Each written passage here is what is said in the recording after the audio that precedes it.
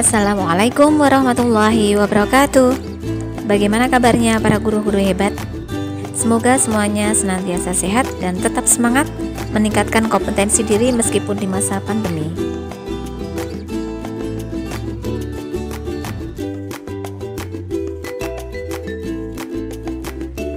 Semasa pandemi, belajar siswa lebih banyak dilakukan melalui daring atau online. Namun, apakah kemudian kegiatan para guru menjadi lebih santai?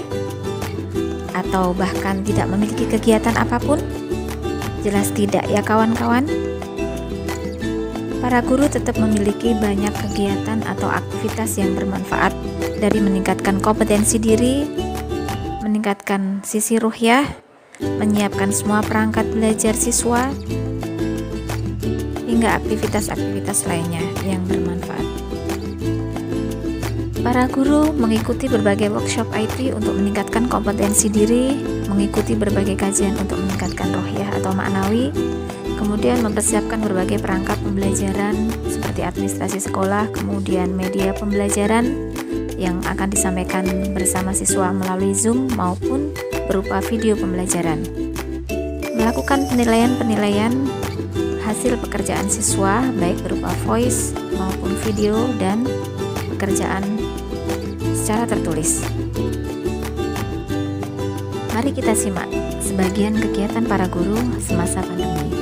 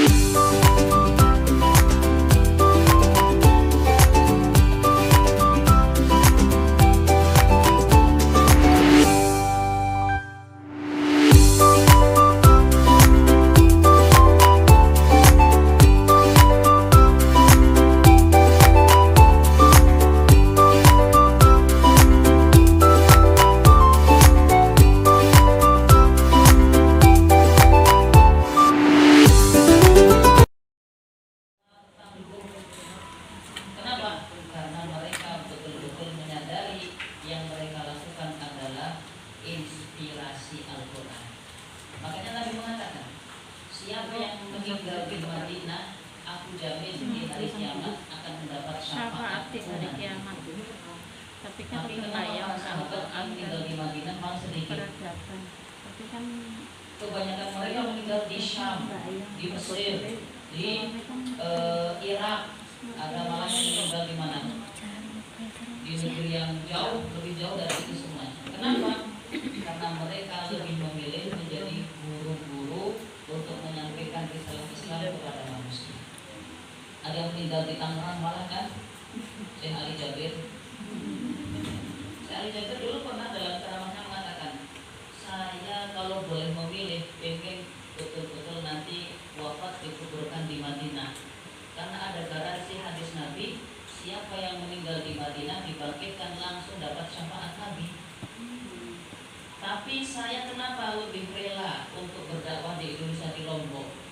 Karena saya melihat Indonesia ini adalah betul-betul butuh orang yang menghidupkan Al-Quran. Maka saya, kalau memang Allah tetapkan nanti wafat di Indonesia, saya sudah siap, kata beliau. Jadi beliau sudah siap. Yang penting dalam kondisi mendakwahkan Al-Quran.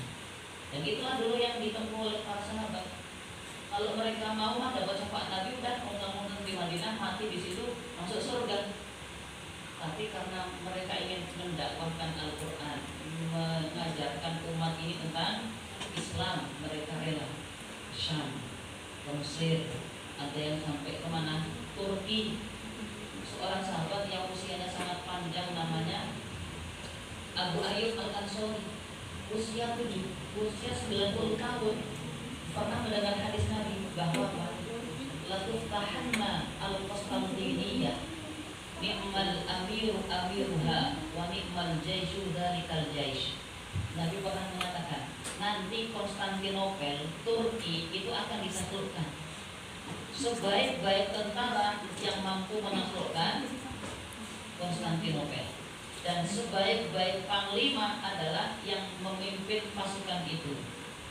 Abu Ayyub Al-Ansari usianya 90 tahun, berjalan sudah linglung, kadang-kadang gak seimbang, tapi beliau tetap membawa pedangnya. Kenapa? Aku ingin, kalau memang pasukan ini yang berhasil menaklukkan Konstantinopel, aku ingin termasuk di antara yang mendapatkan pujian Nabi wa ni'mal jaish dzalikal jaish. Dia berangkat dan meninggal di pintu gerbang Konstantinopel. Ada kuburannya di sana. Beliau berpesan, aku tolong dikuburkan di sini saja, di depan gerbang. Itu pasukan pertama yang ekspansi, belum berhasil, gagal. Nanti yang kedua gagal lagi, yang ketiga gagal maning. Baru nanti dipimpin Muhammad Al-Fatih, itu yang berhasil menaklukkan Konstantinopel. Kenapa Abu Ayyub mau berpesan agar dimakamkan di sini, di gerbang itu? Kalaupun aku tidak berhasil menjadi pasukan penakluk itu, tapi aku ingin nanti mendengar langkah-langkah kaki kuda para penakluk pasukan yang terbaik itu. Abu Ayyub Al-Ansari, beliau asli Madinah, kaum Ansor, makanya Al-Ansari. Tapi memilih mati di mana? Konstantinopel. Kenapa? Semangat mendakwahkan Al-Quran, inspirasi Al-Quran itulah yang membuat beliau di usia 90 tetap tangguh, tetap kuat, walaupun harus berhadapan dengan pasukan Romawi itu. Jadi kalau kita bisa betul-betul interaksinya benar dengan Al-Quran, jangankan menghadapi anak-anak didik kita, menghadapi pasukan tempur aja Abu Ayyub masih kokoh langkahnya. Nah, makanya kita mau mengambil inspirasi yang baik dari kitab Al-Quran yang Allah turunkan kepada kita. Tapi itu tidak pernah akan kita dapatkan kalau kita belum bisa memperbaiki interaksi kita dengan Al-Quran. Jelas ya? Usah ngomong terus. Ya mau tugasnya buatmu. Nah, juga yang luar biasa, buah dari kedekatan kita dengan Al-Quran itu menjadi keluarga Allah. Allah punya keluarga. Inna lillahi wa inna ilaihi raji'un. Bukan. Inna lillahi ahlina minan nas. Sesungguhnya Allah itu punya keluarga dari kalangan manusia. Sahabat bertanya, maksudnya apa ya Rasulullah? Allah punya keluarga. Nabi mengatakan, keluarga Allah itu adalah hum ahlul Quran. Ahlul Quran, ahlullahi wa khassatuh. Orang yang selalu dekat dengan Al-Quran itu dia keluarganya Allah dan orang-orang yang dispesialkan oleh Allah. Utamanya nanti di akhirat akan kelihatan betul tuh orang-orang yang Allah spesialkan karena Al-Qurannya. Dengan apa Allah akan muliakan? Mereka bisa masuk surga itu langsung diangkat ke level surga yang paling tinggi karena Al-Qurannya dia. Memang surga itu berapa jumlah bintangnya? Maksudnya bintang 1, bintang 2, bintang 3 gitu ya. Kan ada hotel bintang? Nggak ada bintang 7. Hotel itu cuma paling-paling bintang 5. Kalau bintang 7 ya. Iya kan? Kalau surga itu sampai bintang 113. Karena jumlah lantai surga itu sejumlah ayat-ayat Al-Quran. Ayat Al-Quran berapa sekarang? 114. Makanya yuqalu 114 surat. Yuqalu li sahibil Quran, akan dikatakan nanti kepada orang-orang yang menjadi sahibnya Quran. Iqra warattil wartaqi kama kunta turattilu fid dunya. Ayo naik, baca, naik, baca, naik, baca, naik. Setiap kali membaca ayat maka tambah satu level. Wa inna manzilataka inda akhiri ayatin taqra'uha. Akan di bintang yang keberapa nanti surgamu itu berhenti tergantung bacaan Qur'anmu nanti di sana. Makanya kalau yang hafal Al-Quran 30 banyak paling tinggi. Tapi kalau baru juz 30, kira-kira surga level berapa itu? Nah, tinggal dihitung aja berapa ayat di juz 30. Nah, itulah level surga penghafal juz 30.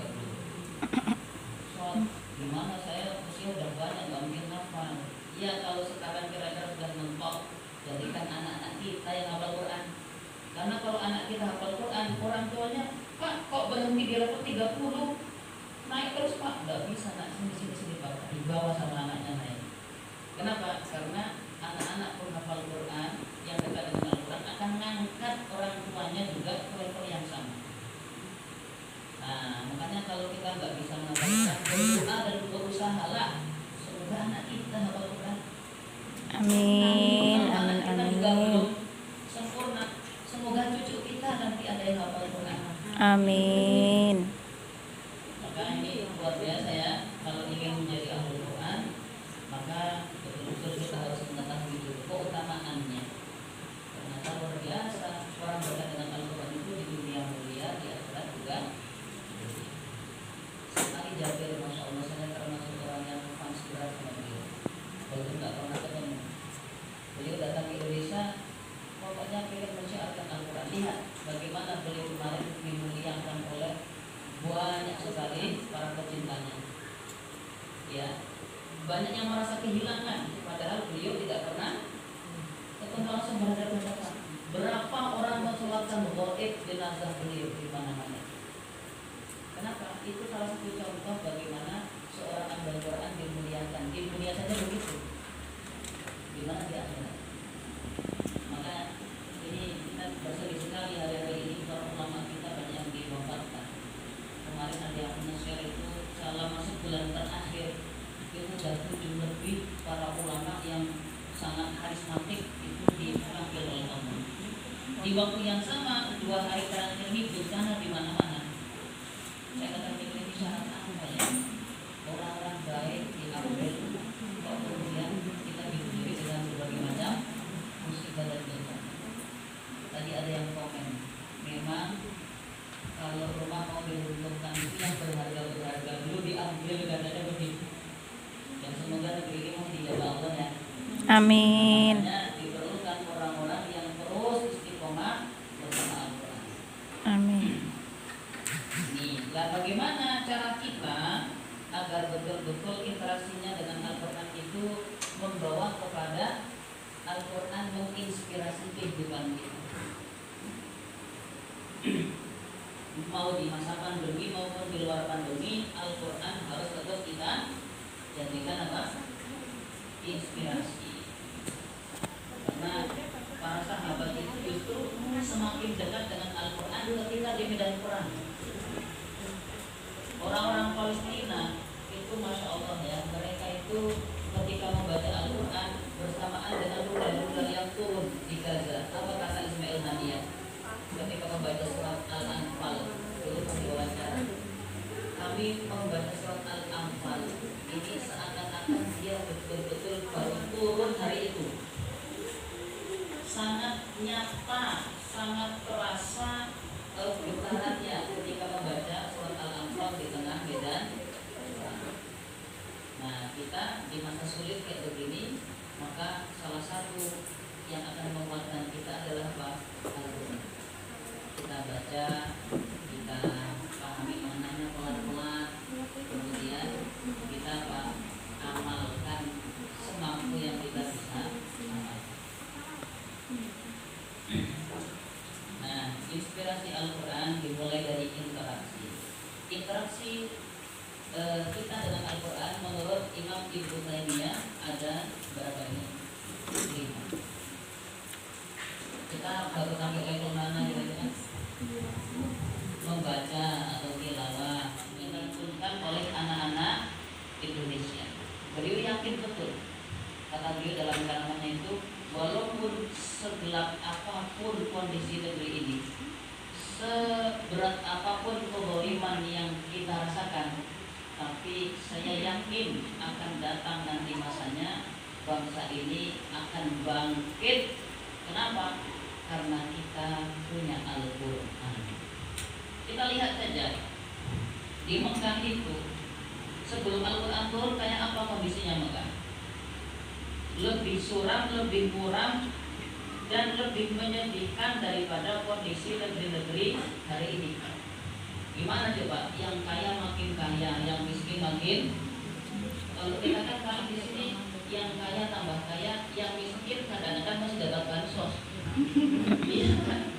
Di masa itu yang miskin betul-betul miskinnya itu sampai mereka jadi budak belian. Karena riba menjadi tradisi yang tidak pernah ditinggalkan. Terus ada yang kaya tinggal ongkang-ongkang. Yang miskin ditawarin pinjaman untuk mengembalikan, tidak bisa, hartanya habis, akhirnya menjual dirinya menjadi budak. Masya Allah, ini kondisi Jazirah Arab seperti ini. Belum lagi kerusakan hubungan antar laki-laki perempuan. Kalau kita kan paling melihat tempat-tempat lokalisasi itu sudah dilokali, sudah diberikan apa namanya lokal, nggak boleh kemana-mana, udah sini aja. Kalau di sana enggak, ada namanya itu pernikahan apa? Mukhodanah. Mukhodanah itu gimana? Satu perempuan yang mengawini bisa 10 lebih. Dan itu biasa. Lah nanti kalau punya anak gimana bapaknya? Pas mau lahiran semua yang pernah mengumpuli didatangkan semuanya. Pas lahir siapa yang paling mirip ini? Nah itu jadi bapaknya otomatis. Tapi ini untuk wanita-wanita dari kalangan muda, ya. Kalau wanita terhormat tidak ada yang melakukan itu. Tapi betapa sudah sangat hancur peradaban dan kemanusiaan di zaman ini. Perang saudara hampir tiap hari. Jadi kalau di Madinah setahun itu nggak perang, rasanya ada yang kurang. Kayak kita ke tahun baruan, misalnya gitu, itu kayak ada yang hilang. Nah, makanya Aus dan Khazraj itu selalu tidak setahun sekali pasti perang. Pertumpahan darah di mana-mana. Gampang sekali mereka diadu domba. Tapi lihat ketika Al-Quran mulai turun, diinstal di hati para sahabat, apa yang terjadi? Dalam tempo yang sangat singkat 23 tahun. Apa yang terjadi di Jazirah Arab? 23 tahun. Bangsa yang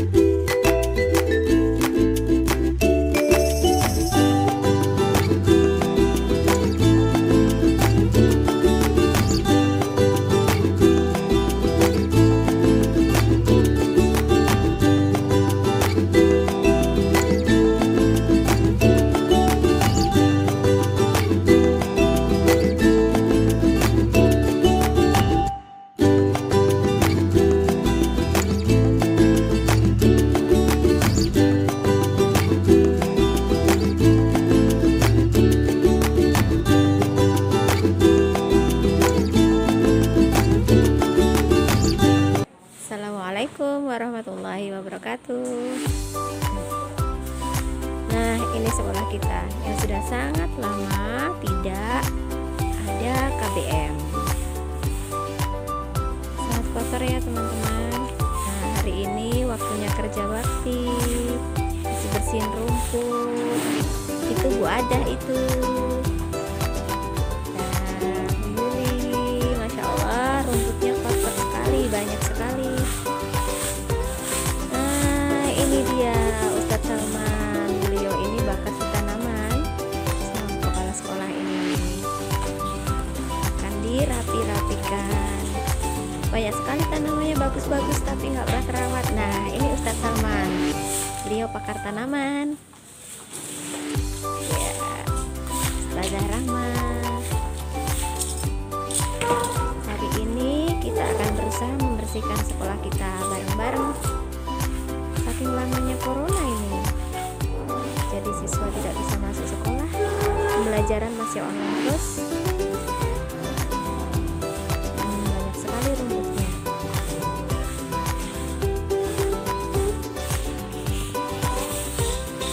Nah, ini depan kelas 3 deh, kelas saya. Nah, itu ada Ustadz Taufik, beliau tim kebersihan sekolah.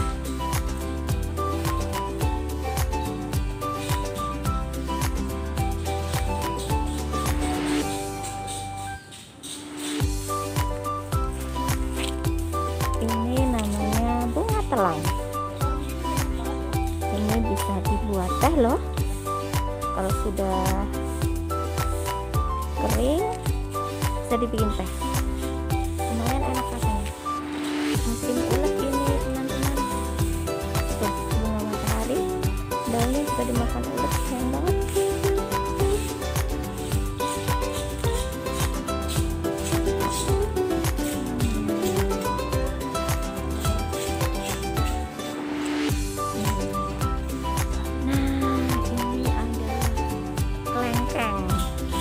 Kelengkeng sekolahan hampir panen.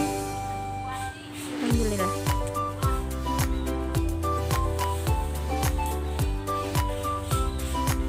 Bentar.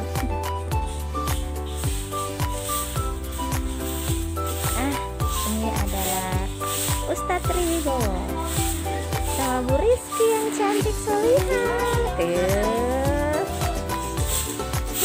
Ustadz Tri adalah tim Adiwiyata, keren. Tuh kelasnya udah paling bersih tuh. Insya Allah. Nah, ini tanaman sebelah kantor.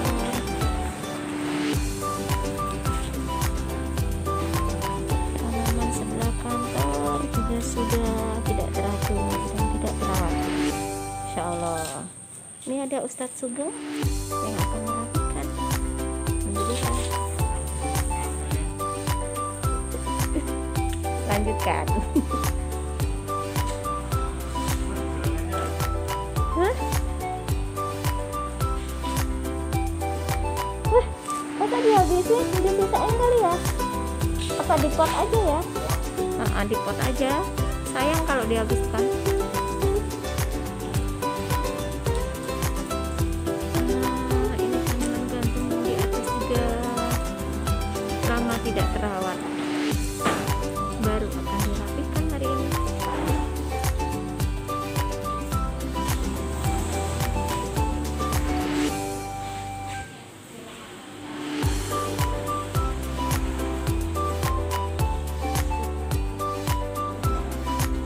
Ini perpustakaan kita.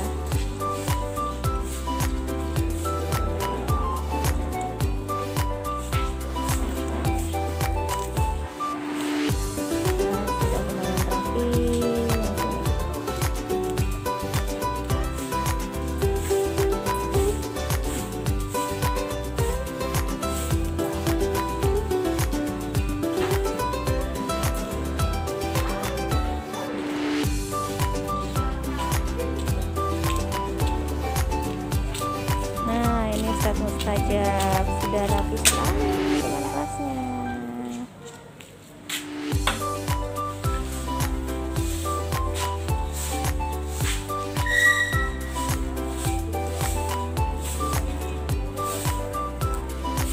Ini namanya Bu Isti. Sudah dapat rumput sangat banyak. Jadi rapiin bunganya.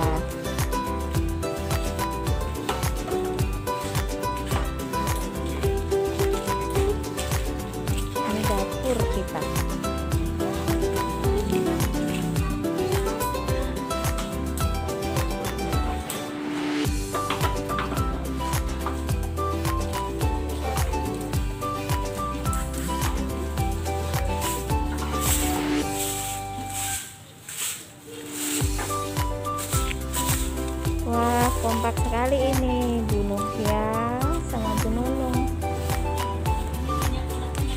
Banyak ulet-ulet katanya ini di pucuk merah ini. Lagi musim soalnya, semoga nanti segera habis. Tuh, udah rapi sekali depan kelasnya.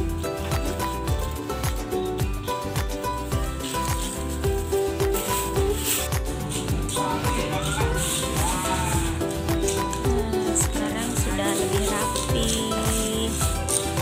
lebih bersih daripada tadi.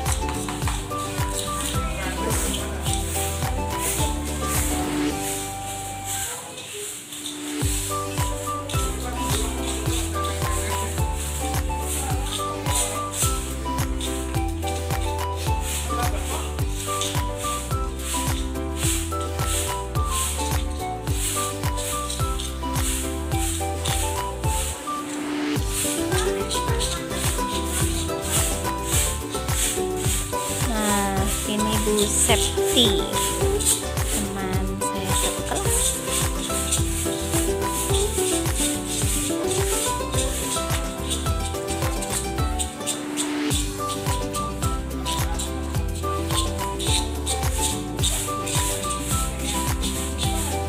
Bu Septi, halo.